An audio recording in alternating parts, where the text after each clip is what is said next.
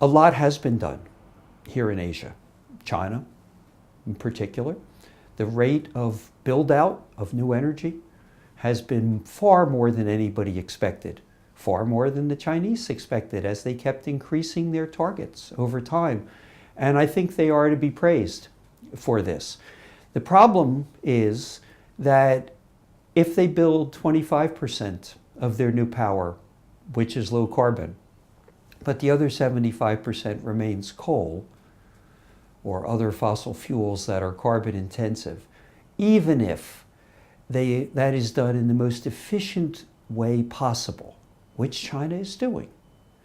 The difficulty is that the risks of climate change go up exponentially for Asia, for China, for India, for the world.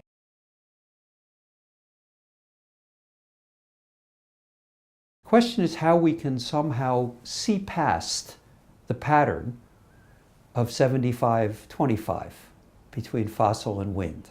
How can we find ways of reducing that? I think there are two ways. One has to do with the policies that allow us to introduce more green power relative to the brown power. And that means bringing down the costs of some of these green technologies and building a system, such as an electricity grid with storage, that can actually manage these new forms of power. So change is always hardware and software, institutions and technology.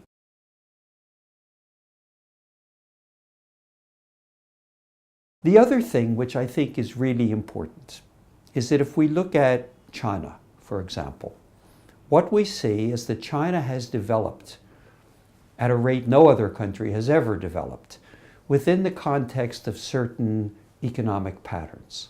They have been export heavy.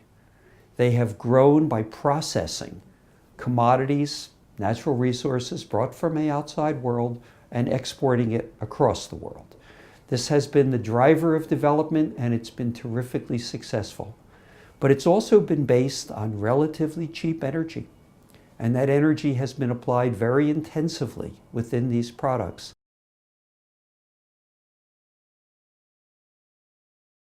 I think many of the most important policies are about the development model itself.